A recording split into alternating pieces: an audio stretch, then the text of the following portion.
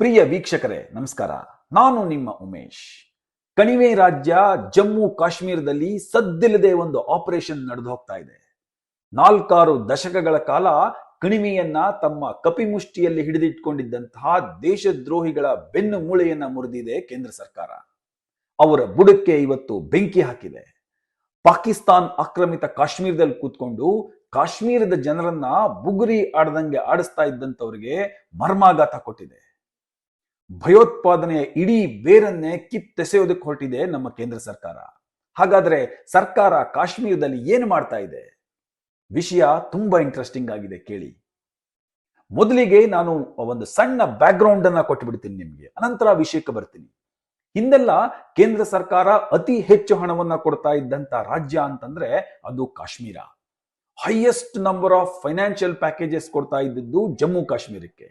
ಇಡೀ ದೇಶದಲ್ಲಿ ಯಾವ ಅಕೌಂಟಬಿಲಿಟಿನೂ ಇಲ್ಲದೆ ಹಣದ ಹೊಳೆ ಹರಿತಾ ಇದ್ದದ್ದು ಜಮ್ಮು ಕಾಶ್ಮೀರದಲ್ಲಿ. CAG ಅಂದ್ರೆ controller and auditor general of India Jammu ಕಾಶ್ಮೀರಕ್ಕೆ ಹೋಗೋದಕ್ಕೆ ಅವಕಾಶ ಇರಲಿಲ್ಲ. IPC Indian penal code Jammu ಕಾಶ್ಮೀರಕ್ಕೆ ಅಪ್ಲೈ ಆಗ್ತಾ ಇರಲಿಲ್ಲ. ಸುಪ್ರೀಂ ಕೋರ್ಟ್ಗೆ ಜಮ್ಮು ಕಾಶ್ಮೀರದ ಆಕ್ಸೆಸ್ಸೇ ಇರಲಿಲ್ಲ. ಜಮ್ಮು ಕಾಶ್ಮೀರದ ಜನ ಇಡೀ ದೇಶದಲ್ಲಿ ಎಲ್ಲಿ ಬೇಕಾದ್ರೂ ಆಸ್ತಿ ಮಾಡಬಹುದಾಗಿತ್ತು. ಆದ್ರೆ ಭಾರತದ ರಾಷ್ಟ್ರಪತಿಗಳು ಸೇರಿದ ಹಾಗೆ ಯಾವ ಭಾರತೀಯನೂ JNK ನಲ್ಲಿ ಆಸ್ತಿ ಮಾಡೋ ಹಾಗಿರ್ಲಿಲ್ಲ. ನಿಮಗೆ ಗೊತ್ತಿರ್ಲಿ, ಇವತ್ತು ಚೆನ್ನೈನ ಬಿಗ್ಗೆಸ್ಟ್ ಕಾರ್ ಡೀಲಿಂಗ್ ಕಂಪನಿಯ ಓನರ್ ಯಾರು ಗೊತ್ತಾ? ಮೆಹಬೂಬಾ ಮುಫ್ತಿ ಇದ್ದಾರಲ್ಲ, ಕಾಶ್ಮೀರದ ಮಾಜಿ ಮುಖ್ಯಮಂತ್ರಿ, ಅವರ ತಂಗಿ ರುಬಿಯಾ ಸೈಯದ್. 1989ರಲ್ಲಿ JKLF ಉಗ್ರರಿಂದ ಕಿಡ್ನಾಪ್ ಆಗಿದ್ರಲ್ಲ, ಆಗಿನ ಹೋಮ್ ಮಿನಿಸ್ಟರ್ ಮುಫ್ತಿ ಮೊಹಮ್ಮದ್ ಸೈಯದ್ ಅವರ ಮಗಳು ಅದೇ ರುಬಿಯಾ. ಒಟ್ಟಾರೆ 7 ದಶಕಗಳ ಕಾಲ ಕೇಂದ್ರ ಸರ್ಕಾರ ನಿರಂತರವಾಗಿ ಜಮ್ಮು ಕಾಶ್ಮೀರಕ್ಕೆ ಲೆಕ್ಕವಿಲ್ಲದಷ್ಟು ಹಣ ಸುರಿದಿತ್ತು. ಅದೆಲ್ಲ ಯಾರ ದುಡ್ಡು?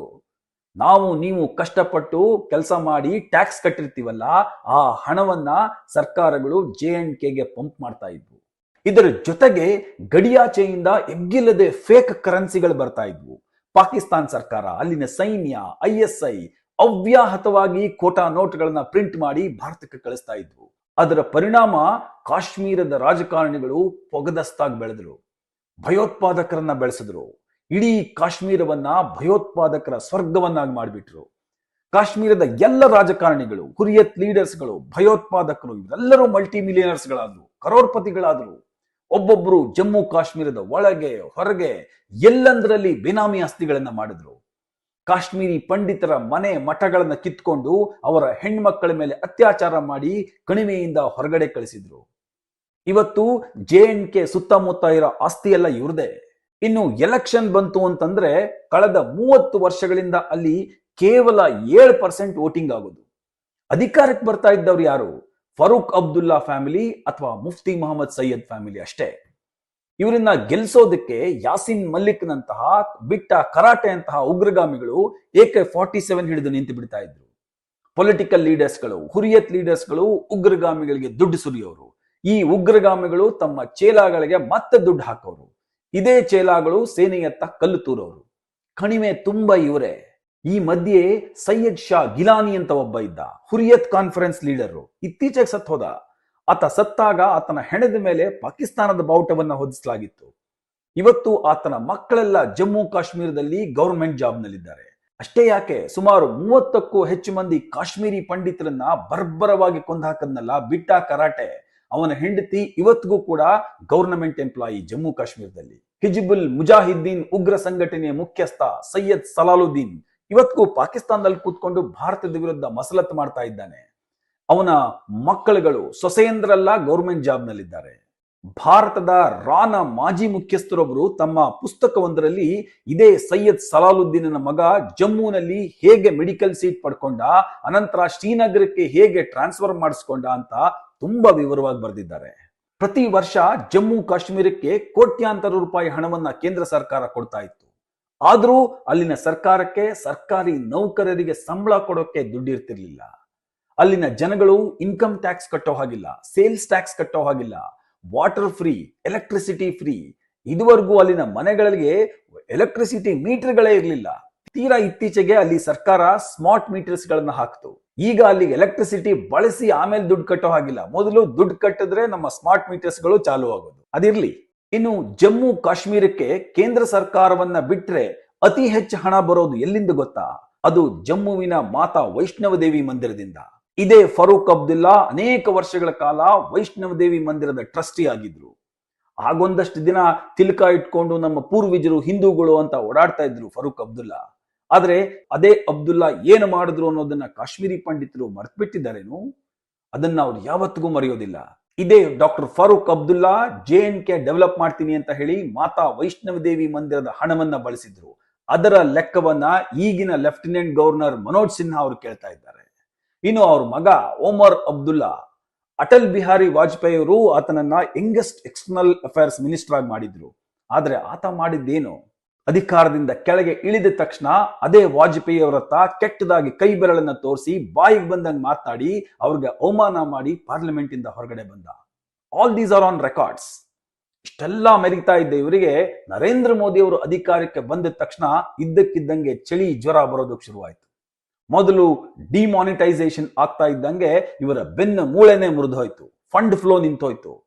ಅನಂತರ ಆರ್ಟಿಕಲ್ 370 ಮತ್ತು ಆರ್ಟಿಕಲ್ 35A ಆಬ್ರೋಗೇಟ್ ಆಯ್ತು. ಕೇಂದ್ರ ಸರ್ಕಾರ ನಿಧಾನವಾಗಿ ಕಣಿವೆಯನ್ನ ಕಂಟ್ರೋಲ್ಗೆ ತೆಗೆದುಕೊಳ್ಳೋದಕ್ಕೆ ಶುರು ಮಾಡಿತು. CBI, NIA, EDಗಳು ಕಾಶ್ಮೀರದ ರಾಜಕಾರಣಿಗಳು, ಹುರಿಯತ್ ಲೀಡರ್ಸ್ಗಳ ಮನೆಗಳ ಮೇಲೆ ರೈಡ್ ಮಾಡೋದಕ್ಕೆ ಶುರು ಮಾಡಿದ್ರು. ಎಲ್ಲ ಹುರಿಯತ್ ಲೀಡರ್ಸ್ಗಳು ಜೈಲಿಗೆ ಹೋದ್ರು. ಈಗಲೂ ಅಲ್ಲೇ ಕೊಳಿತಾ ಇದ್ದಾರೆ. 4 ಮಂದಿ ಇಂಡಿಯನ್ ಏರ್ ಫೋರ್ಸ್ ಆಫೀಸರ್ಸ್ ಗಳನ್ನ ಬರ್ಬರವಾಗಿ ಕೊಂದಿದ್ನಲ್ಲ JKLF ಮುಖಂಡ ಯಾಸಿನ್ ಮಲ್ಲಿಕ್, ಆತನಿಗೂ ಈಗ ಜೀವಾವಧಿ ಶಿಕ್ಷೆ ಆಗಿದೆ. Today all Indian laws are applicable in Jammu and Kashmir. ಅಲ್ಲಿನ ಲೀಡರ್ಸ್ ಗಳನ್ನ ಯಾವ್ಯಾವ ಲಾ ನಲ್ಲಿ ಹಾಕಿ ಫಿಟ್ ಮಾಡಿ ಜೈಲಿಗೆ ಕಳಿಸಬಹುದೋ ಅದೆಲ್ಲವನ್ನು ಹಾಕಲಾಗಿದೆ. ಈಗ ಜಮ್ಮು ಕಾಶ್ಮೀರಕ್ಕೆ ಅನ್ಅಕೌಂಟಬಲ್ ಮನಿ ಬರ್ತಾ ಇಲ್ಲ. ₹1 ಖರ್ಚು ಮಾಡಬೇಕಾದ್ರೂ ಅದು ಲೆಫ್ಟಿನೆಂಟ್ ಗವರ್ನರ್ ಮೂಲಕವೇ ಹೋಗ್ಬೇಕು. ಫೇಕ್ ಕರೆನ್ಸಿ ಸ್ಟಾಪ್ ಆಗ್ಬಿಟ್ಟಿದೆ. ಎಲ್ಲ ಗಡಿಗಳು ಬಂದ್ ಆಗ್ಬಿಟ್ಟಿವೆ. ಉಗ್ರರ ಹೆಣಗಳು ಮೇಲಿಂದ ಮೇಲೆ ಬೀಳ್ತಾ ಇದ್ದಾವೆ. ಇದೆಲ್ಲದರ ನಡುವೆ ಕೇಂದ್ರ ಸರ್ಕಾರ ತೀರಾ ಇತ್ತೀಚೆಗೆ ಕಾಶ್ಮೀರದ ಉಗ್ರರಿಗೆ ಮತ್ತು ಉಗ್ರರನ್ನ ಸಾಕ್ತಾ ಇರುವಂತಹ ಕುಳಗಳಿಗೆ ಒಂದು ಮರ್ಮಾಘಾತವನ್ನ ಕೊಟ್ಟಿದೆ. ಆ ಹೊಡೆತಕ್ಕೆ ಇವರೆಲ್ಲ ಪತ್ರಗುಟ್ಟು ಹೋಗಿದ್ದಾರೆ. ಯಾಕೆ ಗೊತ್ತಾ? ಕೇಂದ್ರ ಸರ್ಕಾರ ತಿಂಗಳಗಟ್ಲೆ ತುಂಬಾ ಬ್ಯಾಕ್ ಗ್ರೌಂಡ್ ವರ್ಕ್ ಮಾಡಿ ಜಮ್ಮು ಕಾಶ್ಮೀರದಲ್ಲಿರುವಂತಹ 3000 ಅಸೆಟ್ಗಳನ್ನ ಐಡೆಂಟಿಫೈ ಮಾಡಿದೆ. 3000 ಅಸೆಟ್ಗಳು. ಅದು ಮನೆಗಳಿರ್ಬೋದು, ಅಂಗಡಿ ಮುಂಗಟ್ಟುಗಳಿರ್ಬೋದು, ಐಷಾರಾಮಿ ಕಟ್ಟಡಗಳಿರ್ಬೋದು, ಬಂಗಲೆಗಳಿರ್ಬೋದು, ಜಮೀನು ಅಥವಾ ಖಾಲಿ ನಿವೇಶನಗಳಿರ್ಬೋದು. ಇದೆಲ್ಲವನ್ನು ಕೇಂದ್ರ ಸರ್ಕಾರ ತನ್ನ ಸುಪರ್ದಿಗೆ ತೆಗೆದುಕೊಳ್ತಾ ಇದೆ, ಜಪ್ತಿ ಮಾಡ್ತಾ ಇದೆ. ಇದೆಲ್ಲವೂ ಅಕ್ರಮ ಆಸ್ತಿಗಳು ಮತ್ತು ಬೇನಾಮಿ ಆಸ್ತಿಗಳು. ಅಷ್ಟಕ್ಕೂ ಈ ಆಸ್ತಿ ಯಾರ್ದು ಗೊತ್ತಾ? ಇವೆಲ್ಲವೂ ಉಗ್ರಗಾಮಿಗಳದ್ದು ಮತ್ತು ಉಗ್ರಗಾಮಿಗಳಿಗೆ ಆಶ್ರಯ ಕೊಡ್ತಾ ಇದ್ರಲ್ಲ ಅವರದ್ದು. ಕಾಶ್ಮೀರದಲ್ಲಿ ಆಸ್ತಿ ಮಾಡಿ ಪಾಕ್ ಆಕ್ಯುಪೈಡ್ ಕಾಶ್ಮೀರಲ್ಲಿ ಕೂತ್ಕೊಂಡು ಆಟ ಆಡ್ತಾ ಇರೋ ಈ ಎಲ್ಲ ಉಗ್ರರ ಆಸ್ತಿಗಳು ಈಗ ಸರ್ಕಾರಕ್ಕೆ ಸೇರ್ತಾ ಇದೆ. ಕೇಂದ್ರ ಸರ್ಕಾರ ಸತ್ತಿರೋ ಉಗ್ರಗಾಮಿಗಳ ಆಸ್ತಿಗಳನ್ನು ಬಿಟ್ಟಿಲ್ಲ. ಬಿಟ್ಟ ಕರಾಟೆ ಯಾಸಿನ್ ಮಲ್ಲಿಕ್ ಜೈಲಿನಲ್ಲಿ ಇದ್ದೀವಿ ಅಂದ್ರೂ ಅವ್ರ ಆಸ್ತಿ ಮುಟ್ಟುಗೋಲಾಗ್ತಾ ಇದೆ.